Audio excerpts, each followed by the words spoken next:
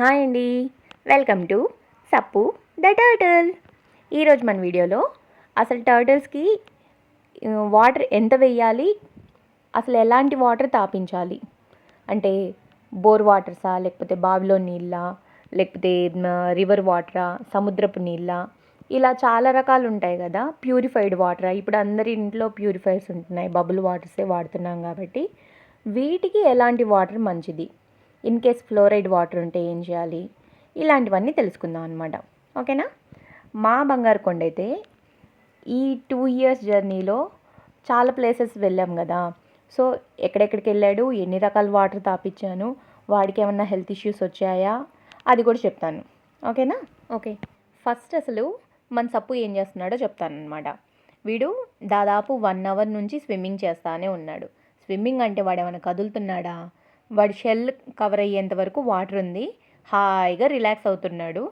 కొంచెం నేను సౌండ్ చేస్తున్నప్పుడేమో ఆ మమ్మీ వచ్చిందట్టుంది ఎత్తుకొని వెళ్ళిపోయింది అన్నట్టు మళ్ళీ అప్పుడు స్విమ్ చేస్తున్నాడు.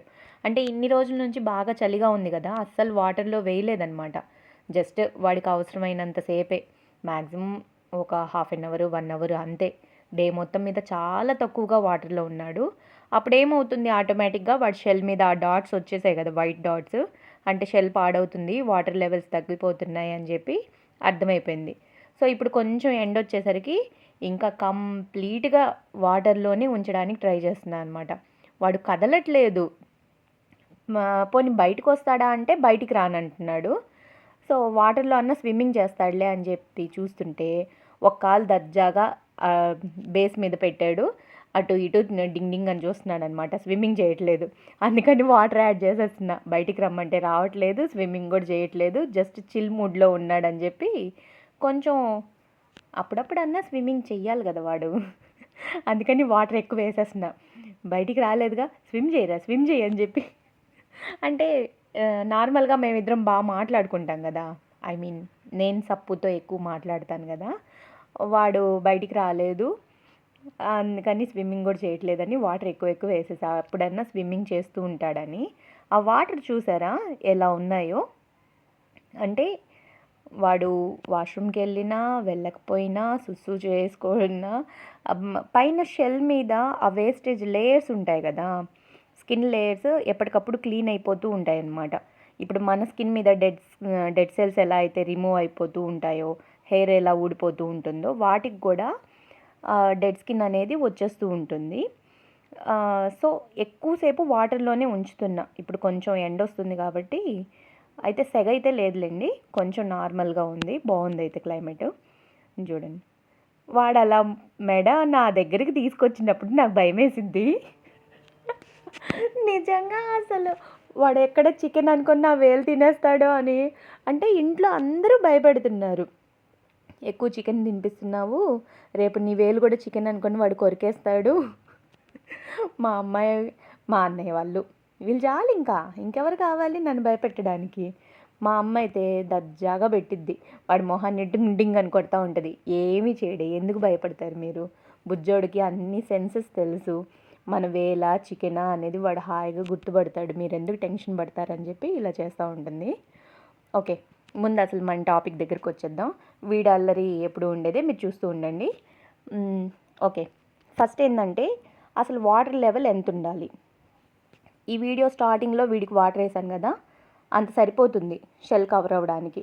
వాడు అలా మెడెత్తి పైకి చూస్తూ ఉంటాడు. ఇంత పెద్ద అయిన తర్వాత మనం ఎంత వాటర్ వేసినా ఇబ్బంది ఏం లేదనమాట. టబ్ నిండా వేసేసినా హాయిగా స్విమ్మింగ్ చేసుకుంటూ ఉంటాడు. వాటర్ లెవెల్ తక్కువ ఉంటేనే బండలా కూర్చొని ఉంటాడనమాట, కదలాడకుండా. సో ఎక్కువ స్విమ్మింగ్ చేయాలి, ఎప్పుడన్నా హెవీగా ఫుడ్ తిన్నాడు అంటే మాత్రం ఫుల్ టబ్ వాటర్ వేసేస్తే, దాని ముందు ఎప్పుడైనా సరే వాటర్ పట్టిన తర్వాతే టర్టిల్ని వదలండి.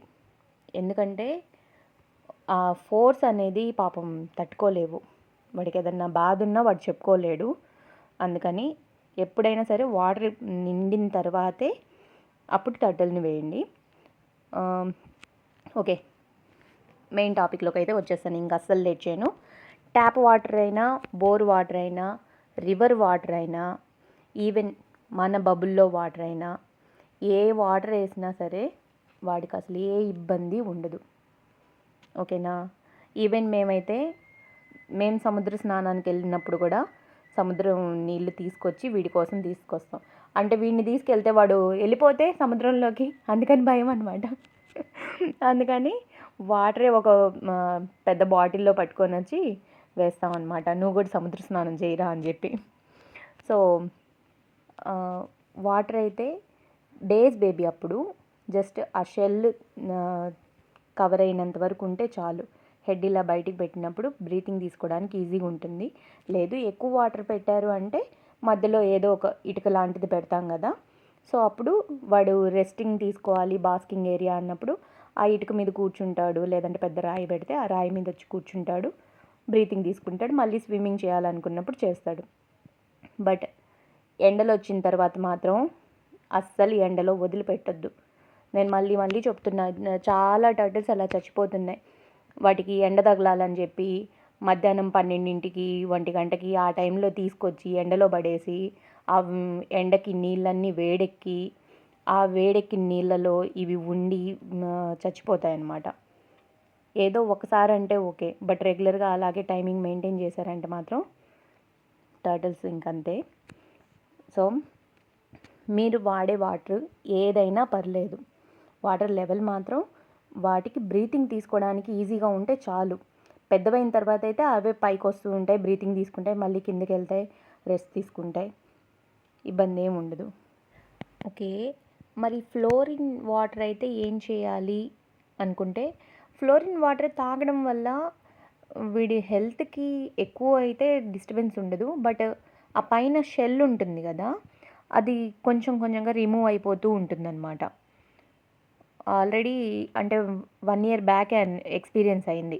అక్క వాళ్ళు నెల్లూరులో ఉంటున్నారు కదా, అక్కడ ఆ ఏరియాలో కొంచెం అవుట్కట్స్లో ఉన్నట్టుంది, ఆ ఏరియాలో వాటర్ కొంచెం బాగాలేదు స్టార్టింగ్లో. అప్పుడు ఏమైంది, వీడి షెల్ కొంచెం రిమూవ్ అయిపోతుంది. నేనేందో వాడేమో పెద్దోడైపోయాడు, నిజంగా ఇలాగే అనిపించేది. అబ్బో సప్పు పెద్దోడైపోతున్నాడు, షెల్ అప్పుడే రిమూవ్ అవుతుంది, చిన్న చిన్నగా వచ్చేస్తుంది అనుకొని హ్యాపీగా ఫీల్ అయ్యా. తర్వాత మళ్ళీ 4 రోజులు ఆగిన తర్వాత మళ్ళీ మా ఊరు వచ్చేసిన తర్వాత మళ్ళీ రావట్లే అది. ఇదేంది అప్పుడు వచ్చింది ఇప్పుడు రావట్లేదు అని డౌట్ వచ్చిందనమాట. తర్వాత తెలిసింది ఏంటంటే ఆ వాటర్ వల్లే అలా రిమూవ్ అవుతుంది. అంటే వెళ్తూ వస్తూ ఉంటాం కదా రెగ్యులర్గా, సో అక్కడికి వెళ్ళినప్పుడు మాత్రమే ఆ షెల్ రిమూవ్ అవుతుంది. మళ్ళీ మన ఊరికి వచ్చి మన రెగ్యులర్ వాటర్ పడినప్పుడు సెట్ అయిపోతుంది. అసలు మనం షెల్ రిమూవ్ చేయాల్సిన పనే లేదు, అలా రిమూవ్ అవ్వదు కూడా. కావాలంటే వీడు సపోజ్ ఈ నార్మల్ వీడియోస్ చూడండి, వీడు గ్రో అయ్యే కొద్దీ ఆ పైన షెల్ లేయరు ఆటోమేటిక్గా అలాగే ఉంటుంది కదా చిన్నగా, వీడు పెద్దోడు అవుతా ఉంటే అది బుడ్డది చిన్న డాట్ అయిపోయి అదే ఊడిపోతుంది. మనం అసలు తీయాల్సిన పనే లేదు. వీడు గ్రో అయ్యే కొద్దీ అది చిన్నది అలాగే ఉంటుంది. ఇప్పుడు కూడా ఉందన్నమాట వాడి మీద చిన్న చిన్న డాట్స్లా ఉంటాయి చూడండి పైన. అది కూడా వీడియో తీసి పెడతాను, చిన్నది షార్ట్ అయినా పెడతాను. అసలు ఎంత ముద్దుగా ఉంటుందో, అంటే వీడు ఇంత చిన్నగా ఉంటున్నాడా, ఇప్పుడు ఇంత పెద్దోడయ్యాడా అనిపించింది అనమాట. అసలు ఎంత బాగుంటుందో చూడ్డానికి. ఆ డాట్ ఇంకా ఉంది, వీడికి కంప్లీట్గా 2 years వచ్చినప్పుడు అది రిమూవ్ అయిద్దేమో అని చూస్తున్నాను నేను. ఇంకోటి వచ్చి ఈ ఫ్లోరిన్ వాటరు వాడకుండా ఉండే కన్నా, ఐ మీన్ ఫ్లోరిన్ వాటర్ వాడొద్దు, దానికన్నా మనం తాగే వాటర్ ఉంటుంది కదా, బబుల్ వాటరు లేకపోతే వాటర్ ప్యూరిఫైర్లో వాటరు, అదైనా వాడొచ్చు అనమాట.